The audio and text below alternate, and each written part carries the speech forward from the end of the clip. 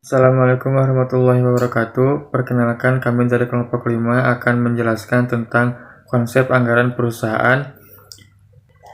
Tugas ini diajukan dalam tugas terstruktur mata kuliah anggaran perusahaan dengan dosen pengampu Ibu Pina Anggilia Puspita. Kami beranggotakan 4 orang, yaitu saya sendiri, Rival Maulana Miftah, yang kedua Rizka Widya Astuti, yang ketiga Zaskia Azhara, dan yang terakhir yaitu Adelia Agustina.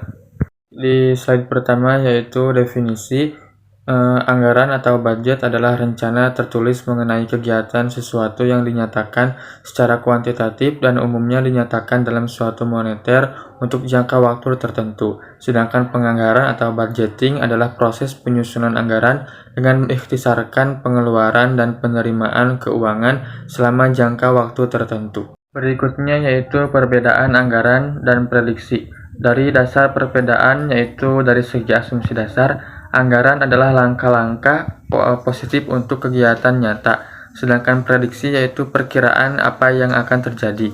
Dan dari segi pelaksanaan yaitu anggaran untuk direalisasikan, sedangkan prediksi yaitu tidak ada indikasi untuk direalisasikan.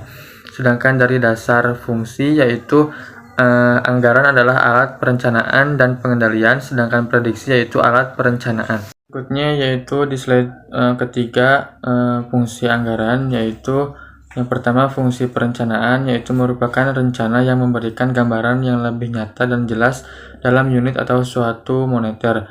Yang kedua fungsi pelaksanaan, yaitu untuk menyelaraskan koordinasi setiap bagian kegiatan dalam suatu organisasi, khususnya pada bagian pemasaran, bagian produksi, bagian keuangan, dan bagian umum lain-lain. Fungsi pengawasan yaitu untuk mengevaluasi pelaksanaan pekerjaan dengan cara yaitu membandingkan realisasi dengan rencana. Yang kedua melakukan tindakan perbaikan apabila perlu atau penyimpangan yang merugikan. Selanjutnya yaitu langkah-langkah untuk melakukan perbaikan anggaran perusahaan, yaitu dengan pengalokasian sumber daya berdasarkan standar dan target untuk dilakukan evaluasi dan menghasilkan selisih antara anggaran dan aktual. Selanjutnya yaitu syarat penyusunan anggaran. Yang pertama, realistis atau sangat mungkin untuk dicapai. Yang kedua, luas, yang artinya tidak kaku sehingga terdapat peluang untuk perubahan sesuai dengan situasi dan kondisi.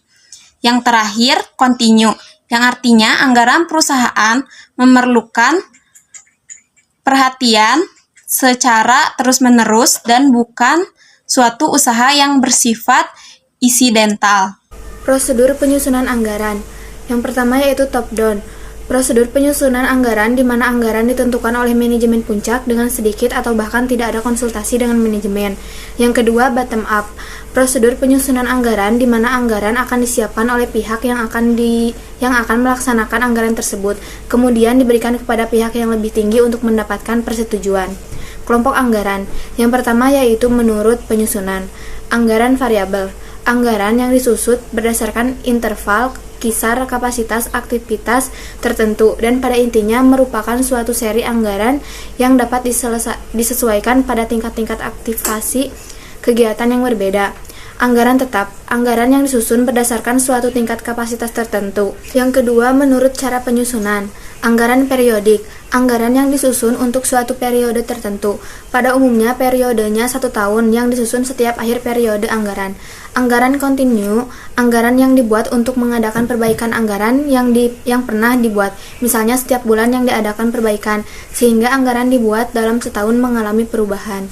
Nah, yang ketiga yaitu menurut jangka waktunya.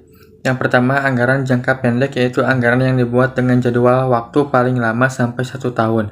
Yang kedua anggaran jangka panjang, yaitu anggaran yang dibuat dengan jangka waktu lebih dari 1 tahun. Anggaran untuk keperluan investasi.